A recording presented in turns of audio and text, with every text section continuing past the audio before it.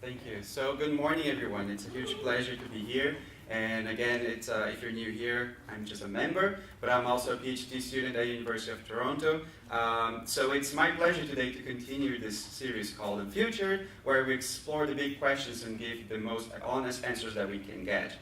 And I'm very excited today, but even though it's not an exciting topic per se, to look at this question, because I think this might be the biggest question that we all have. It is a question that everyone who has ever thought about God has asked themselves, and that is, why so much suffering? Why so much pain? If God is good, why does He allow it to happen? Maybe He's not powerful to do it, but if He's not that powerful, why do we call Him God? So we have always struggled with that. It doesn't matter whether you have suffered yourself or you have seen someone suffer, but it's pretty... let's say it's a safe bet that every one of us will face suffering in this world very up close at some point in our lives, if not already. But this question, it really has two sides to it, or we can say it's two different questions, or it's the same question asked by two very different sorts of people. And I think they require different answers, and I do think that God answers both. And the first one, I would just call it the inquiring mind. So this is like the logical side of us, just our reasoning. When we look at this and ask ourselves, if God is good and if God is powerful, why so much suffering? Is He not good enough, or is He not powerful enough? It's very detached from the question of suffering. It's not something that we go through. It's not a pain that we feel. It's just this very complicated puzzle where we try to fit it together and sometimes get to the conclusion, no, they cannot be fit together, therefore I will abandon my belief in God. Many people have gone that way. But I do think that most of us, even when we answer the question for the inquiring mind, we are left unsatisfied, because I do think that most of us are this sort of people. Suffering hearts. We do have suffering in our lives. We do see people that we love suffer, and even people that we don't know much, but we see on the news going through such hard time, through such pointless suffering, that it's not really an argument against God. It's just this big question of just why, God? Why? And why won't you answer us the why question? And so I'm not here to offer you a proof or just the answer that will put the end to all answers, but I do think God does have something to say to us, to either this sort of people, to both of them, the inquiring minds and the suffering hearts. But I'll start with the inquiring minds, the logical problem of evil.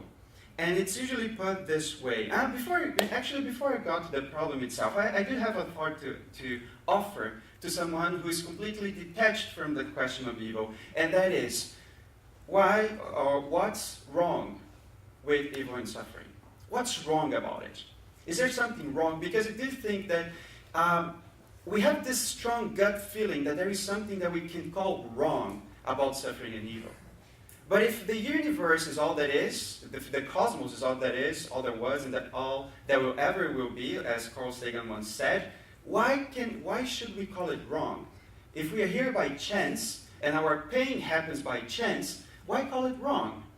Just to give you a more tangible example, I love board games. I play board games all the time. Maybe I've played with some of you. And many of them, you roll a lot of dice, right?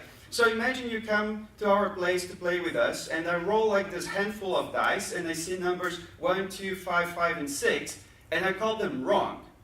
Wrong in what sense? Those numbers showed up by chance.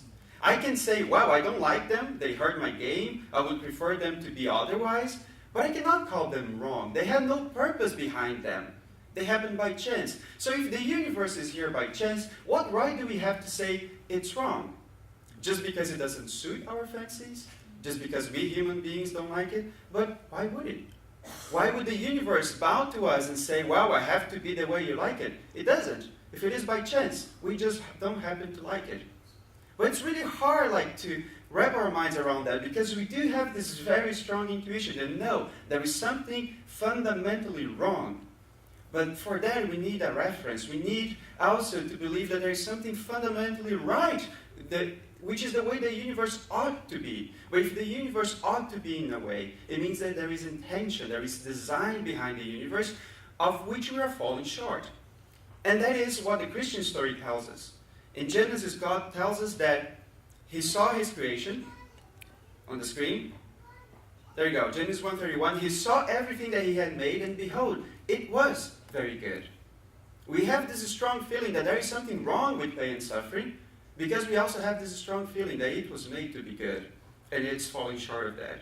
So if anything, if for us suffering is something from which we are detached, this is a very good food for thought. Why do we call it wrong? But of course, this doesn't answer this apparent contradiction between a good God and powerful God allowing suffering to happen. And this argument is as old as Epicurus or I probably butchered his name, but he's a Greek philosopher from before Christ, at least as old as him, but people have put this in many different ways, and usually this argument has two fronts. One of them is that says, if God is powerful, he can make a world with less suffering in it. That's one side of the argument. And I would like to offer an objection to that. I don't think that needs to be true. I mean, but you might say, well, but he is almighty. So if he is powerful, by definition, he must be able to do something better, something with less suffering. Maybe not, because even though God is almighty, doesn't mean that he can do something that is illogical. And let me explain you why. For example, God cannot make a round circle. Why?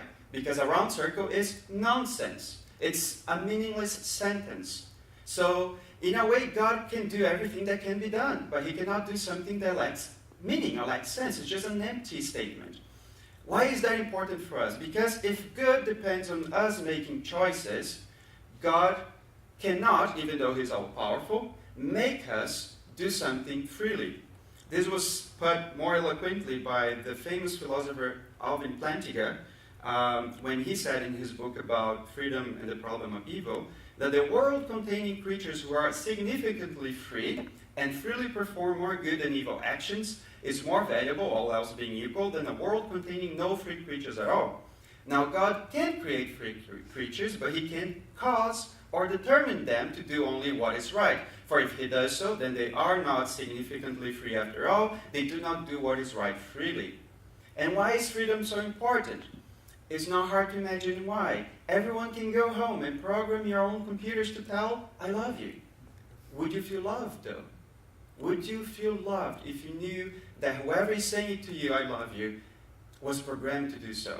You know, very often in the news we see the Japanese, they love making these human-looking robots, and they are programmed to interact with us, and in response sometimes even with things that appear like emotions. But I do believe that every sane human being, doesn't matter how much fun that is, would never feel loved by a robot knowing that it was programmed to say, I love you. We all know that many, if not most, of all the good things in life, like love and friendship and sacrifice and selflessness and solidarity and community, depend on this very thing called choice. But if we do have the choice for good, we have the choice for evil. So it might be that God cannot create a world with less suffering if that depends on causing us to do good. We might live in the best balance of good and evil that can conceivably be done, or the best feasible one. So for us to prove that this is wrong, we need to prove actually with our reason that there is a world that with less suffering and more good, with more freely good choices than bad choices. And this is a burden of proof that has not been met, and apparently never will. But there is the other side of the argument, which is, okay, if God is good, he prefers a world with less suffering in it. I mean, who doesn't like to get rid of suffering? We do. If God is good and even better than us, wouldn't he like a world with less suffering in it? Why does he allow it to happen? And for that, I do think that our own experiences answer that question. Why? Because there is good that comes out of suffering. In our lives, at least when you were growing up, you can remember times when you were corrected by your parents, when you were rebuked, when you were grounded, and it felt awful, when you felt that was unfair, and you felt pain or shame, and you're really like, you shouldn't do this to me. But now, looking back, now that you have a better perspective, a better point of view of life, you can tell that was worth it. That was good. That made me into a healthy and functioning adult. And I'm thankful for my parents allowing me to go through that moment of suffering. And it was real suffering. I'm not trying to downplay that. So we do know, with our limited knowledge, we can already find examples of suffering that we allow to happen for a greater good. And the same is, for example, medical treatment. We go under medical treatment so we have a greater good. We don't do it because we like it, we do it because it is the only way to something better and greater.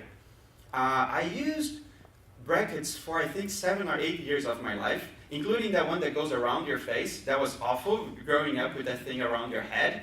And yet I think it was worth it. It was healthy for me. So I didn't do it because it was fun, because I did enjoy it. Of course not, that was awful. But anyways, it was worth it. So I do think if I can see in my life, from having this limited perspective of the universe, that there are good reasons for allowing suffering to happen, how much God that can see everything find these reasons. And then of course we can turn and say, but there are so many pointless evil in life. We see children suffering, none of the things that seem to bring nothing good out of it. But the thing is, we might just not know the answer. And a lot of people say, oh, but that's just appealing to ignorance. It's just saying, oh, God works in mysterious ways. Therefore, if we do not understand, God is the answer. Like primitives, we just attribute to God everything that we do not understand. And I would like also to give an objection to that, because I do think that when we say that God works in mysterious ways, including in suffering, it's an appeal to our knowledge and not to our ignorance. And to give you an example, I will show you this picture. I think it's just an illustration of, I know it's an illustration of the universe. And this round blue sphere is an artistic rendering of what scientists call the observable universe. So astronomers, physicists now understand so much about nature, about how light behaves, about how the universe expands, that we can know with very good confidence that there is a region of the world that lies beyond, of the universe, that lies beyond this threshold here in blue, that is called the unobservable universe, because that region is expanding so fast away from us that light that is emitted by those bodies do never reach us. And therefore, we now know, based on our knowledge of nature, that we can never know what lies beyond that threshold. It's not ignorance of the universe that makes us say there is something that we cannot see. It's our knowledge of the universe that tells us there is something of the universe that we cannot see. And it's the same with God, because it's not our ignorance of God that tells us there are things that you do not understand. It's our knowledge of Him. If God is who He said He is, if God is who revealed Himself to be in the Bible, if God is who Jesus Christ said He is, then we ought to expect there are things about this infinite and all-powerful mind that will be beyond our understanding. It's not ignorance, it's knowledge. If you understand, if you can grasp the concept of an all-powerful and all-knowing mind, it's only the logical conclusion that we, from our perspective, won't be able to see some of it.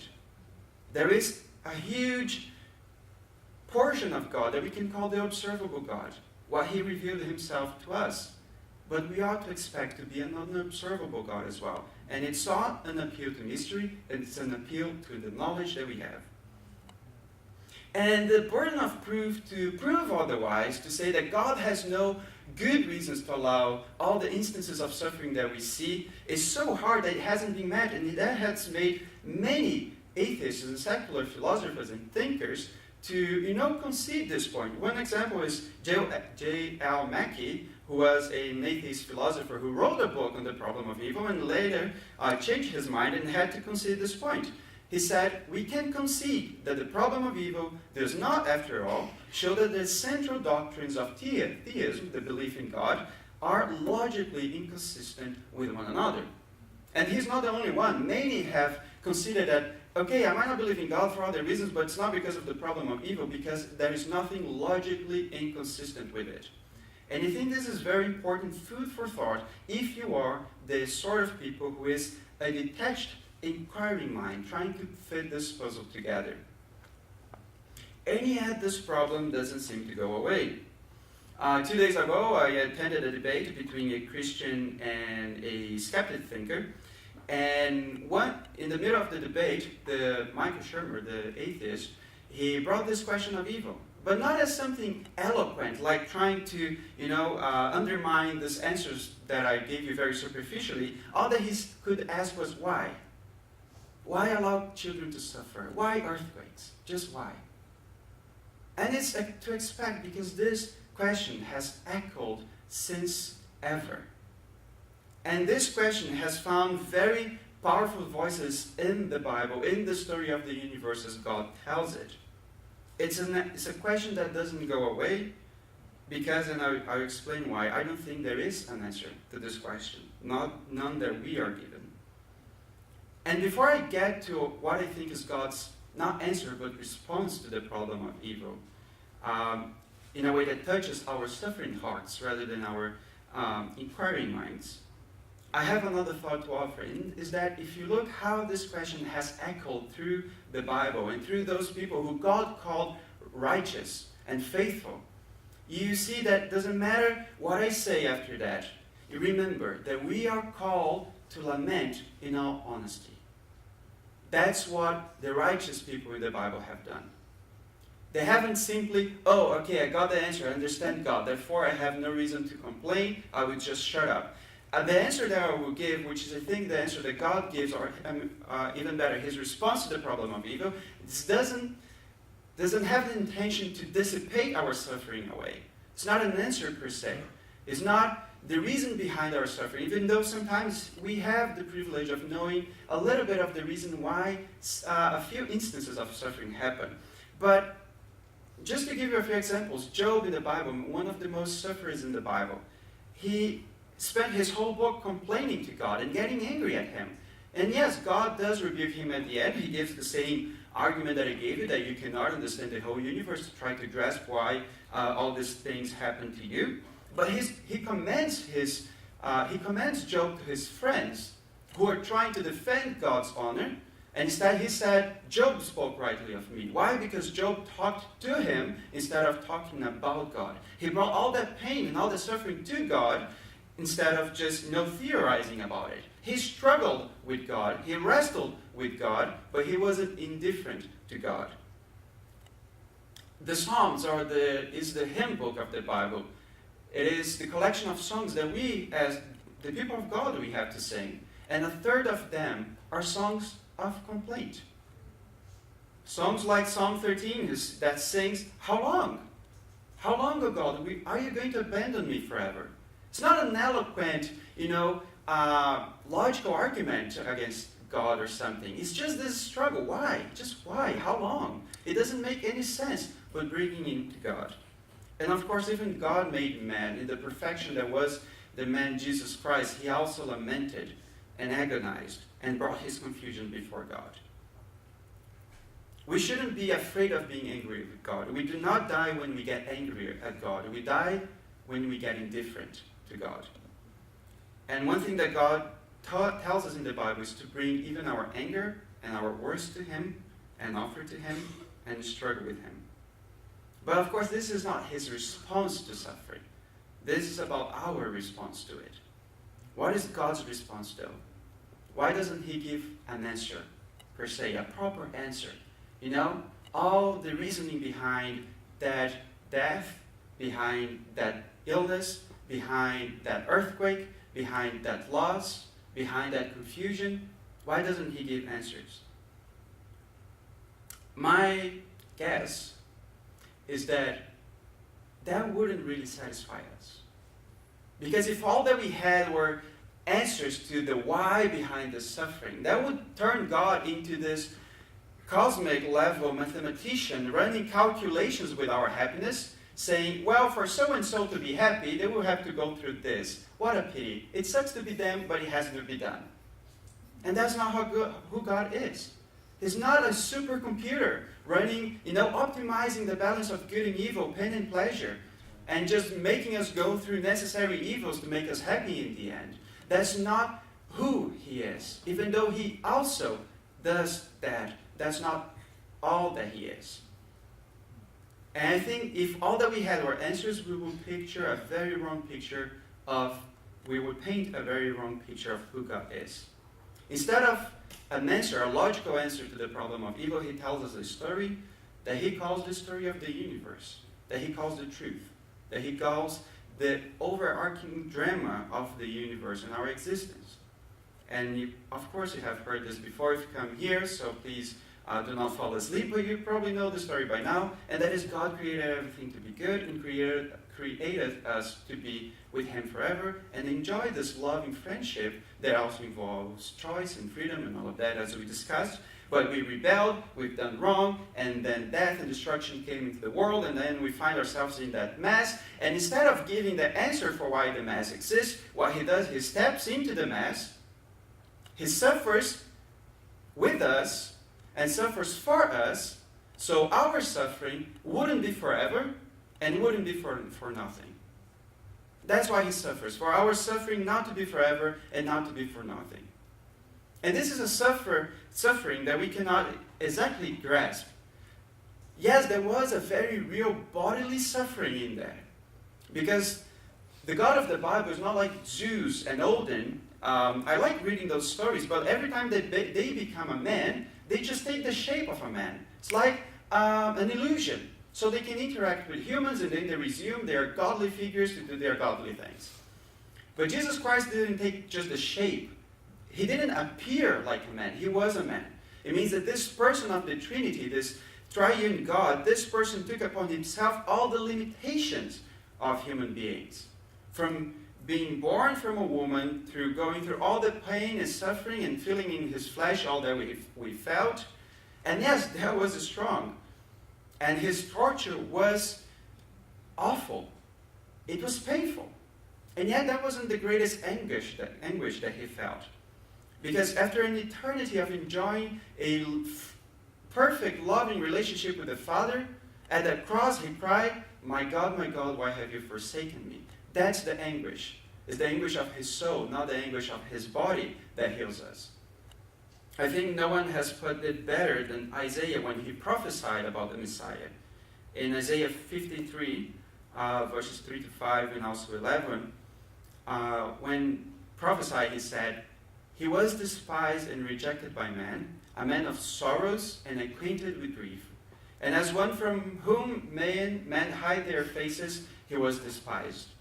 And we esteemed him not. Surely he has borne our griefs and carried our sorrows. Yet we esteemed him stricken, smitten by God, and afflicted. But he was pierced for our transgression, he was crushed for our iniquities. Upon him was the chastisement that brought us peace. And with his wound we are healed. Out of the anguish of his soul he shall see and be satisfied." And I think this is the most powerful verse about what Christ did at the cross. Out of the anguish of his soul he shall see and be satisfied. Almost sounds like a paradox, like an oxymoron. How can he, out of the anguish of his soul, be satisfied? At the cross we have the answer. Because at the cross we see his anguish when he cried, my God, why have you forsaken me? My Father, for the first time in his life, facing the hell that we don't have to face now, he also cried, it is finished. It was from the anguish of his soul that he saw us now won back to him, and he was satisfied. So that's why I really don't like the idea of having just answers for the suffering. Because God is not this supercomputer running calculations with our happiness. His response is to share the burden and bear a burden that we won't have to bear, that is eternal separation from God. So where is he in the tragedy? He is suffering just as much. Someone answered the question, where was God in the Holocaust? With the answer, in the gas chambers. He's suffering just as much, not out of simply perfect empathy, even though he is perfectly empathic, because he has experimented, tested, and tried everything that there is to suffer in this world. But he has a body. That's crazy. That's the mystery of the incarnation. To this day, he has a body that suffers like ours. And for 3 days, he faced hell so we wouldn't have to. I do believe that most of us, we see, life more clearly when we are not suffering. Suffering is like a mist that makes us confused. The famous song says, "I can see clearly now that the rain has gone." It's true. Like, sometimes we do have better perspective of life, especially when things go well, when it's not raining, when it's sunny. And I think in these moments it's like we find ourselves in the top of the hills of life. And from this advantage, this point of view, we can make sense of life. We can see the landscape, we can make out the valleys, the hills, and it is when we make sense of life that we see this beautiful mountain, this summit, that we know that we were made for that. And we long for that as we long for home. And it is from this moment of clarity, of revelation, that we set out on this journey to get to that place, to home, to what we were made for. And then we start walking. And then we find ourselves that we are not on the hill anymore. We are in a valley. And we are surrounded by this thick mist that is called suffering. And who doesn't get confused by suffering? Who doesn't get lost? Who doesn't lose direction with suffering? So God's answer is not to come and, dissipate suffering away. His answer is to step into the valley, inhale the same nauseating mist that we inhale and that we suffer, and instead of just giving an explanation for all the reasons that he had to create the valley, he's there to take us by the hand and to have us keep walking so we can get to the other side of the valley and find ourselves again in maybe another hill, but now a few steps closer to home. I'll have that any day of the week over just an answer for the why. If God gives you the answer for the why, and he does every now and then, praise to him. That's good. That's also comforting. But that doesn't replace the fact that he's not running calculations with your happiness, optimizing your life. He's joining you in your suffering just as much, and suffering even more, so your suffering wouldn't be forever and wouldn't be for nothing. So, if you're not suffering, and for you it's just a logical problem, it's just an intellectual problem, I do encourage you to wrestle with the answers that I gave. And of course, there is way more that can be said about this. I would gladly interact with you or point you to books and other things that have been said about that. But I do think that for most of you, suffering is way closer and hits way closer to home than just this super complicated Sudoku puzzle that we can solve. And for those of you, I encourage you to lament, and that's all. There is no answer. There is no way that I can dissipate the mist of suffering. All I can say is, if this is true, that Jesus became a man to suffer with you, this changes everything. It's the comfort and hope that he promises us. Now the answer. And if you're not suffering, I encourage you to mourn with those who mourn. We're called to do that. I do think there is like a mystical dimension to life where you can indeed, in your soul, share the burden of someone else so they will be lightened. That's what Jesus does for us, and I do think we are called to do that for one another. So volunteer. Ask God, whose burden can you help lighten? And don't rush into joy. Even though that sounds counterintuitive, there will be a moment for that, because this comfort and this hope is meant to bring us joy. But lament is a plant that it takes a long time to grow. Job took 40 chapters to get there. So don't try to rush it. Bring it to God. And just, instead of asking for an answer, ask for his presence and his embrace. So I usually ask you to pray with me, follow the same words. I can ask the band to come up just for us to pray and then sing a song.